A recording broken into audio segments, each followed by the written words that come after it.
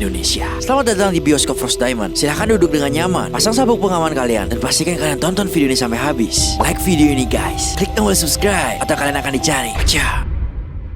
Guys, ini Frost Diamond akan membahas asal-usul hantu yang ada di Indonesia yang sangat populer ya guys ya. Yang sering kita dengar mungkin ada pocong, kuntilanak, genderuwo, tuyul, kuyang. Coba kalian komen guys di kolom komentar hantu apa yang seram-seram lagi yang belum Frost Diamond bahas di video ini guys ya. Nanti aku bakal kasih love komentar kalian dan kita bakal bahas di part keduanya misalnya video ini mencapai angka 150.000 like lebih. Kalau yang nonton tapi kalian gak like, awas guys, kalian akan dicari. Pocong.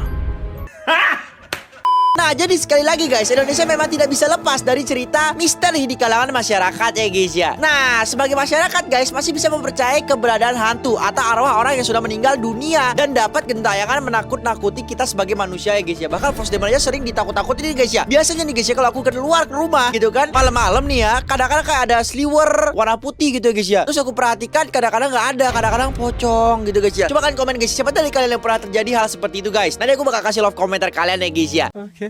Nah, di video kita kali ini guys, poinnya adalah kita akan ngebahas nih asal-usul beberapa hantu yang ada di Indonesia. Yang pertama, pocong. Jadi awal mulanya itu pocong berasal dari sebuah cerita rakyat yang konon ada yang mengatakan hantu pocong ini berasal dari orang yang sudah meninggal dunia, udah pasti itu ya guys ya. Nah, kemudian saat dikubur kain kafan mayat tersebut tidak dilepas sehingga arwahnya itu gentayangan dan menjadi pocong. Hantu pocong selalu meminta tolong nih guys, biasanya ya, untuk dilepasin tali pocongnya agar arwahnya tidak gentayangan lagi. Nah, kalau tidak dilepas talinya, mayat tersebut akan bergentayangan di malam hari. Nah, biasanya itu 1 hari setelah proses pemakamannya bakal digentayangin nih guys ya. Nah, biasanya orang-orang yang akan diganggu adalah orang-orang yang ikut serta dalam proses pemakamannya, karena mereka lah yang harus bertanggung jawab dalam melepaskan tali pocong tersebut. Ini temanku pernah punya cerita ya guys ya. Nah, temanku ini punya temannya itu meninggal gitu guys. Nah, kebetulan temanku ikut dalam proses pemakamannya. Nah, kebetulan lagi guys, tali pocong itu lupa dilepas. Terus pas temanku pulang habis proses pemakaman nih guys ya, ini agak serem nih guys. Dia merasa kayak ada diikuti sama seseorang gitu ya guys ya. Tapi mungkin dia terus positif tinggi kalau itu tuh cuman firasatnya dia aja guys ya. Tapi ketika dia sampai rumah, hal-hal aneh pun terjadi. Seperti kayak ada yang jatuh aneh, terus pintunya ketutup tiba-tiba. Ya dikira angin, tapi semakin kesini semakin aneh. Akhirnya temennya yang satu lagi, karena dia itu berteman sekitar berapa dibilang 8 orang sahabat ya guys ya, merasakan keanehan yang sama juga guys. Akhirnya temanku ini berunding, apa sih yang mikir aneh gitu kan. Nah, terus di keesokan harinya teman-temanku tuh ngumpul, terus saling nanya, lah gue juga ngerasa aneh, ada apa gitu guys ya. Nah, tapi usutnya usut, ketika mereka pikir lagi, ternyata tali pocongnya lupa dilepas guys.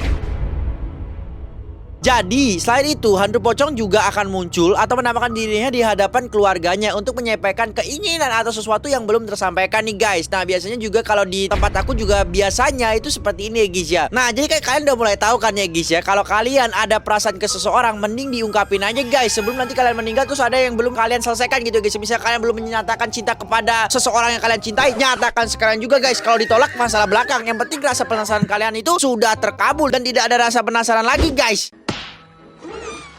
Nah, gue ada sarannya guys ya, apabila kalian melihat hantu pocong di sekitar kalian, ingatlah temanmu atau mantanmu yang meninggal saat itu. Kemudian kalian ngomong guys, kalau aku sudah memaafkanmu, pergilah dengan tenang ke alammu. Nah, ini biasanya kalau kayak gini mungkin aja ya guys, dari logika pun benar ya guys ya. Karena hantu tuh biasanya penasaran ya guys ya, karena ada yang belum terselesaikan di dunia ini. Misalnya kalian diikutin, pasti ada sesuatu yang harus kalian selesaikan ya guys ya. Bilang aja, aku udah memaafkanmu, kamu bisa pergi dengan tenang. Bilang itu aja guys. Tapi tetap guys, nomor 1 adalah kalian harus selalu terus berdoa dan ingat sama Tuhan ya guys ya.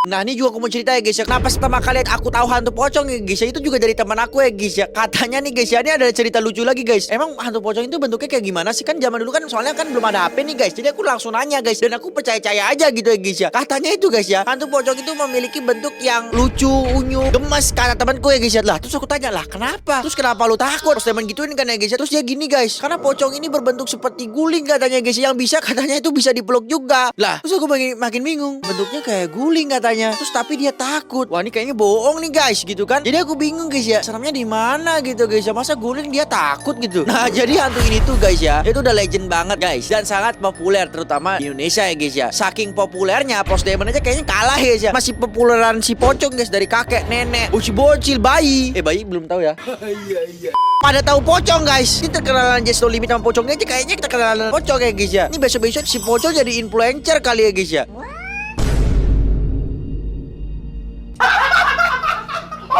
Nah, saking populernya juga ya guys ya, sampai dibuatkan berbagai macam series film seperti kayak Pocong 1 hingga 3, ada Pocong Origin, Pocong juga Pocong, 3 Pocong Idiot, Kung Fu Pocong, hingga ada Pocong minta kawin guys. Bayangin aja Pocong minta kawin, kayak mana ceritanya guys ya. Temanku aja belum kawin.